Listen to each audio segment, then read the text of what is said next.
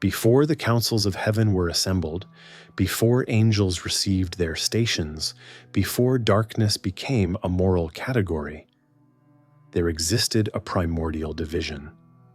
Not the opposition of good and evil, but something older, more fundamental. Asha against Druj. Radiant order against drifting smoke. The straight line against the bent one. This was not a war of armies or thrones, but a metaphysical tension woven into the fabric of existence itself. Persian cosmology named what earlier traditions could only sense, a fault line running through reality, separating that which aligns from that which distorts. The Greeks would later speak of truth and falsehood. Jewish mystics would encode it in light and shadow. Hermetic philosophers would recognize it as the polarity principle underlying manifestation. But the Persians saw it first. Creation born from cosmic tension, reality sustained by irreconcilable forces, the universe itself a battlefield where radiant structure meets warping smoke. Every subsequent dualism, Enochian, Gnostic, Hermetic, descends from this ancient recognition. Before there were fallen angels, there was Druj. Before redemption, there was Asha.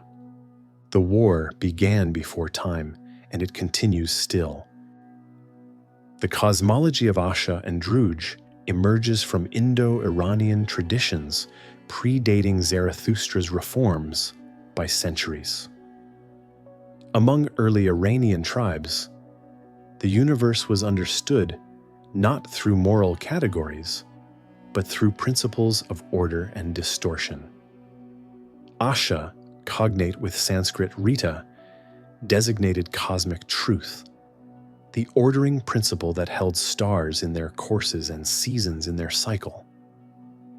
Druj signified deviation, the bending force that warped alignment into chaos. This was dualism at its most primordial level, before theological elaboration transformed it into good versus evil. The Indo-Iranian worldview divided reality along a cosmological axis. One side, that which maintains pattern, upholds cosmic law, reflects divine structure. The other, that which introduces drift, breaks symmetry, warps what should remain straight.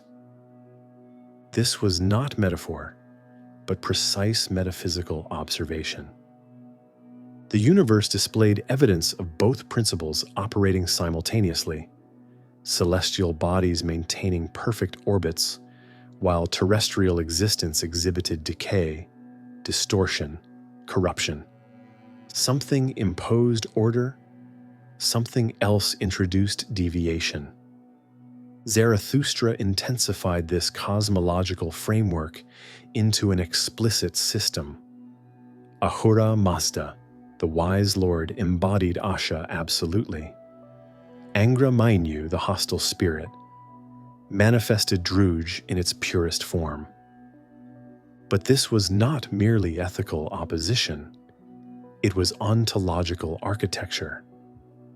The universe required both forces, one establishing pattern, the other introducing the tension necessary for manifestation. Creation could not emerge from perfect unity alone.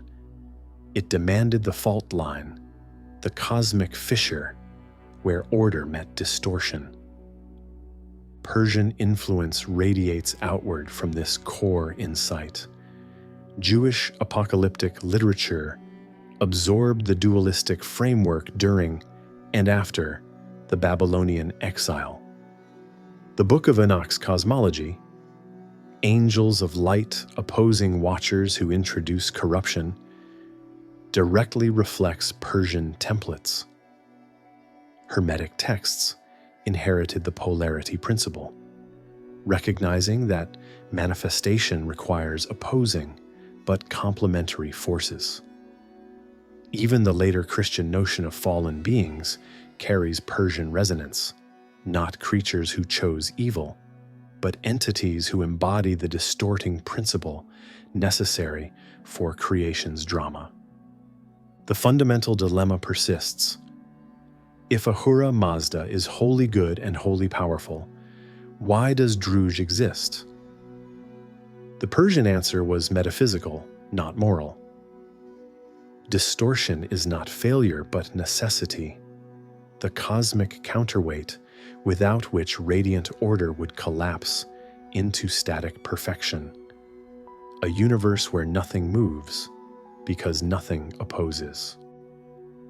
Asha manifests as radiant order, the geometric principle underlying creation's structure.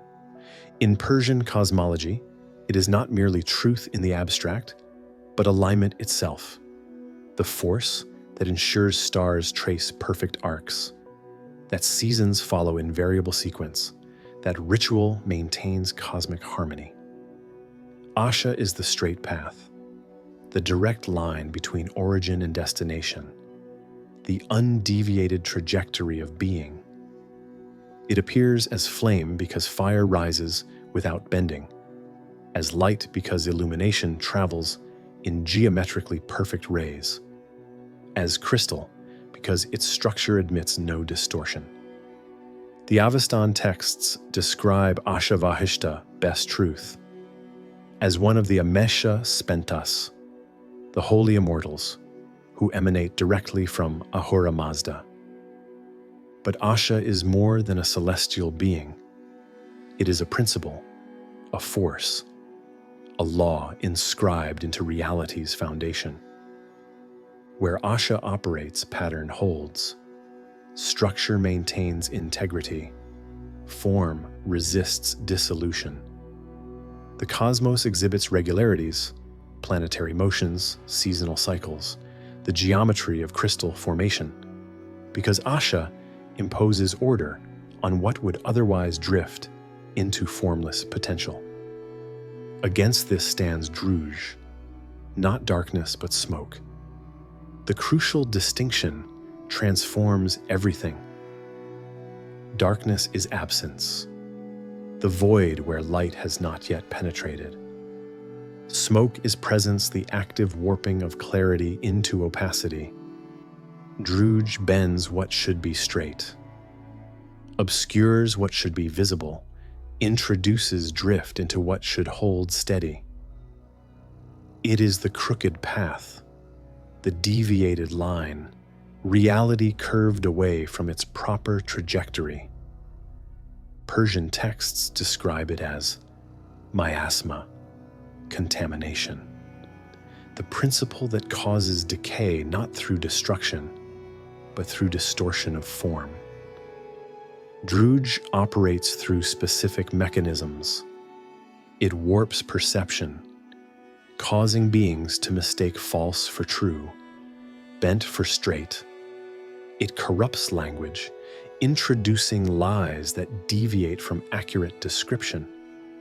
It distorts ritual, breaking the precise correspondences that maintain cosmic harmony. Most fundamentally, it introduces entropy, not as thermodynamic disorder, but as ontological deviation, the gradual bending of aligned structures away from their proper configuration. Decay is Druj made visible in matter. The cosmos becomes a battlefield where these principles contend. The Amesha Spentas, the holy immortals, embody aspects of Asha.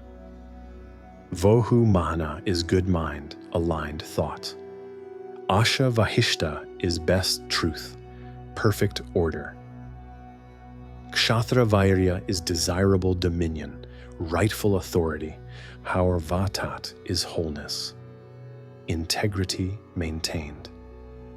Amaritat is immortality, structure resisting dissolution. Each represents a dimension of radiant structure maintaining creation's integrity. Opposing them stand the Davic beings, not demons in the later sense, but entities embodying specific distortions, twisted reflections of the Amasha Spentus, each warping one dimension of cosmic order. Aka Mana opposes Vohu Mana, introducing distorted thought. Indra, transformed from Indo-Iranian deity to Persian demon, represents the warping of rightful authority into tyrannical force. The Daevas are not evil by choice, but embodiments of the bending principle. Consciousness curved away from alignment with cosmic structure. This is dualism as cosmological architecture, not moral drama. Light versus smoke describes the tension between structure and distortion, between the force that maintains pattern and the force that introduces deviation. Creation requires both. Perfect order would be static, unchanging, dead, a universe of crystalline geometry, admitting no movement or manifestation. The presence of Druj introduces the instability necessary for dynamic existence, the fault line across which reality unfolds. The war is not meant to be won. It is meant to continue, because existence itself depends on the tension between radiant alignment and drifting smoke, between the straight path and the bent one. In Hermetic terms, Asha corresponds to alignment with cosmic nous, the universal mind structuring reality according to perfect principles. To embody Asha is to think, speak, and act in harmony with the geometric patterns underlying manifestation. The Hermetic texts speak of the Logos descending to order chaos, imposing form on formlessness. This is Asha operating at the cosmological level, mind establishing pattern, consciousness creating structure from primordial potential. The Corpus Hermeticum describes nous as the divine mind from which all order emanates. When consciousness aligns with nous, it participates in the ordering principle itself. Thought becomes precise, reflecting rather than distorting reality. Perception achieves clarity, seeing forms as they truly are, rather than through the warping lens of deviation. Action harmonizes with cosmic pattern, maintaining rather than disrupting the structure of existence.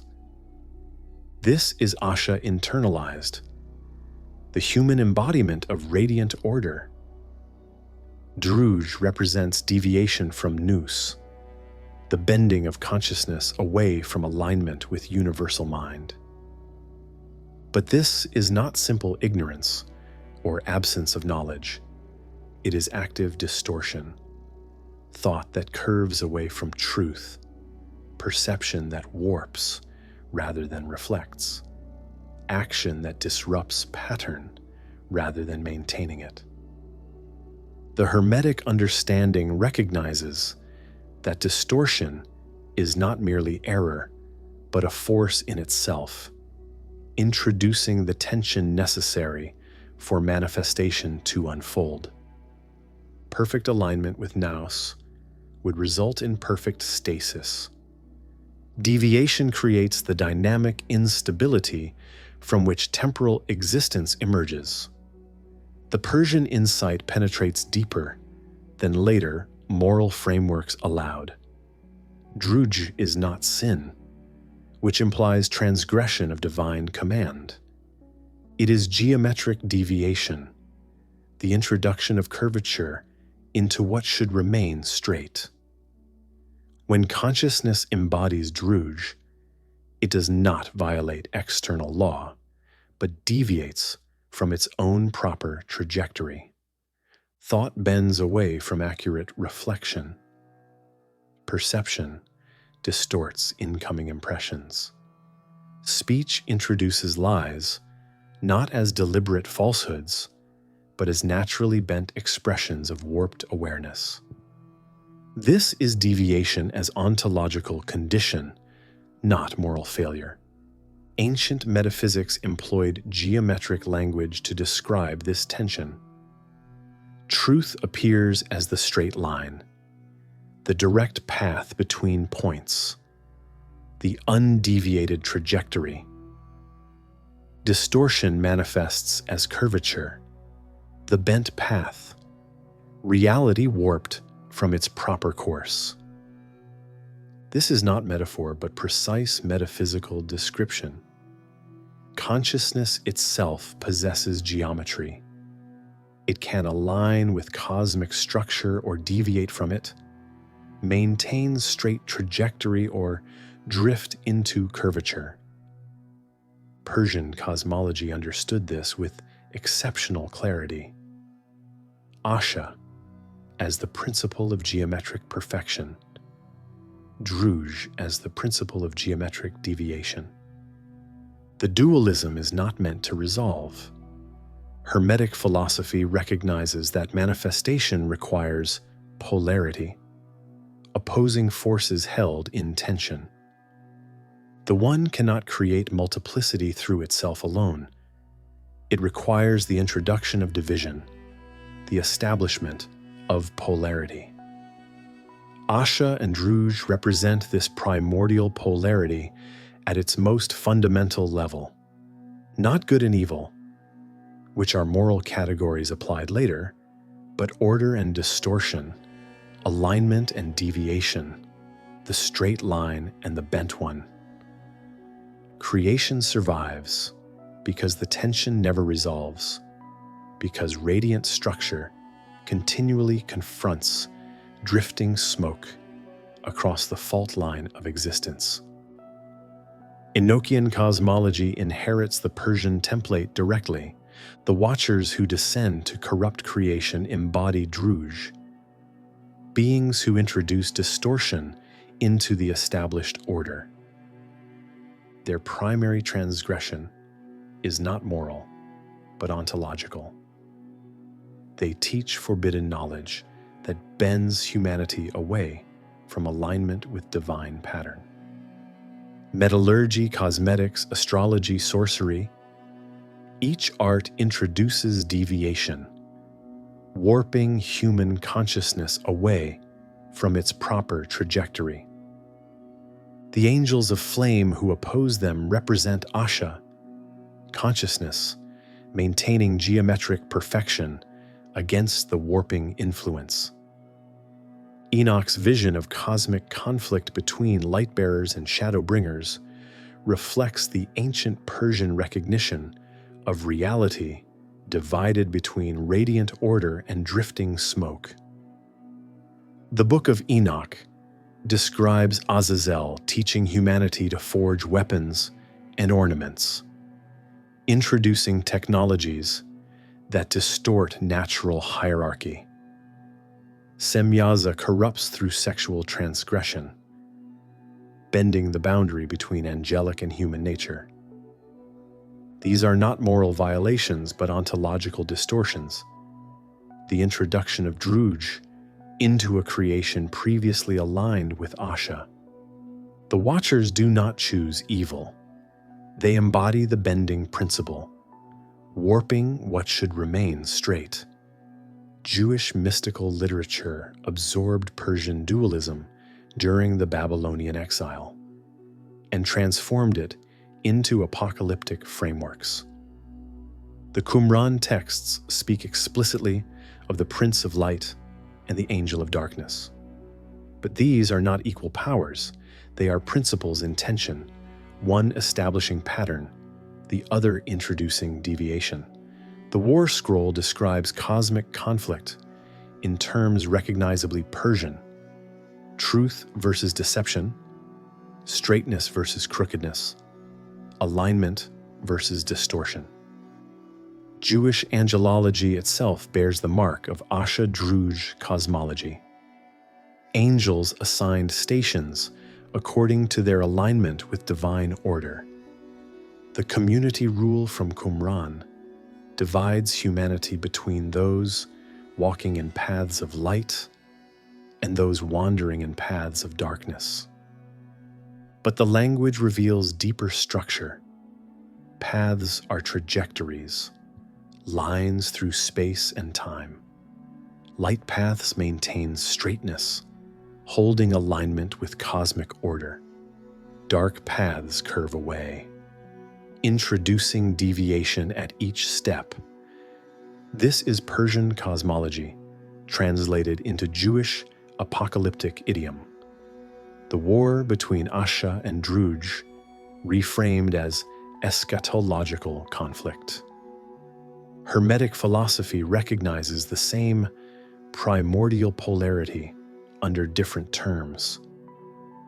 The Corpus Hermeticum describes the descent of nous into matter, establishing order within chaos.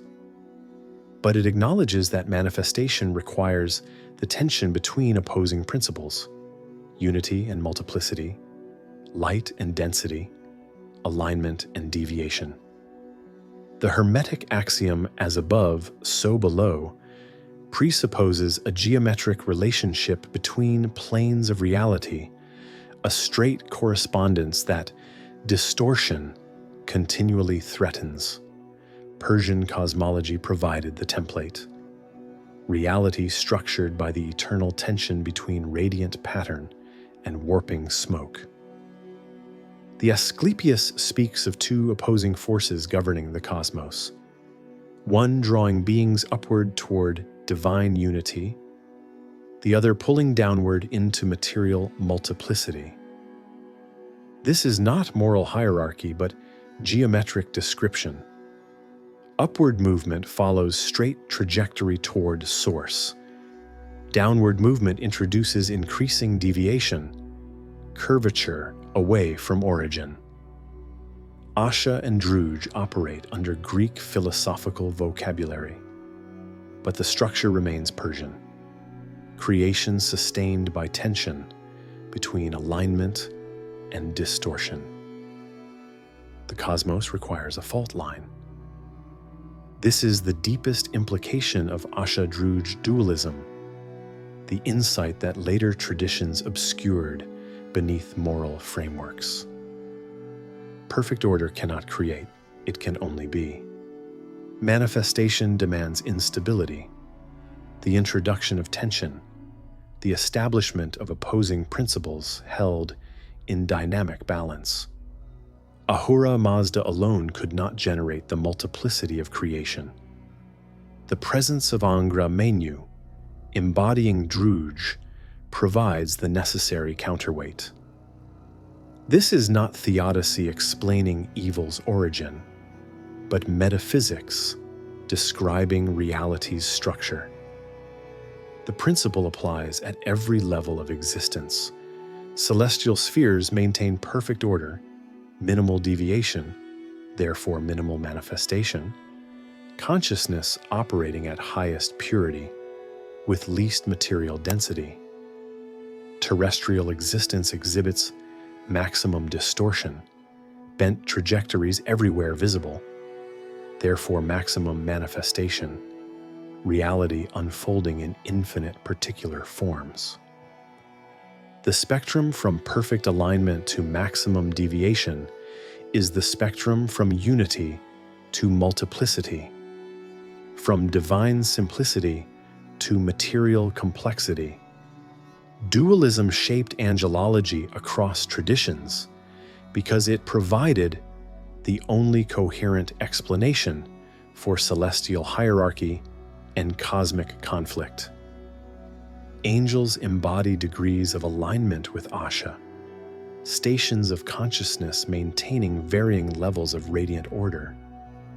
The highest seraphim hold nearly perfect alignment, minimal deviation, consciousness almost purely reflecting divine pattern. Lower angelic orders introduce increasing degrees of curvature, necessary for administering realms of greater material density. Fallen beings represent not moral failure, but ontological deviation, entities whose trajectory bends away from perfect alignment. The Watchers of Enochian tradition, the Archons of Gnostic cosmology, the Daevas of Persian thought, all reflect the recognition that creation requires beings embodying distortion as well as those embodying order. Without entities introducing deviation, reality would collapse into the static perfection of undifferentiated unity. The fallen are not cosmic mistakes, but necessary components of manifestation's architecture. Light alone cannot create. This contradicts later theological assumptions, but aligns with ancient metaphysical insight. Radiant order without opposing tension produces only static perfection, a crystalline universe admitting no change or manifestation. The introduction of Druj, the bending force, the warping principle, enables dynamic existence. Creation unfolds across the fault line where order meets distortion, where the straight line encounters the bent one. The war between Asha and Druj is not meant to conclude, because existence itself depends on their eternal opposition. The implications extend to consciousness itself. Human awareness navigates the tension between alignment and deviation, between thought that reflects cosmic structure and thought that warps away from it.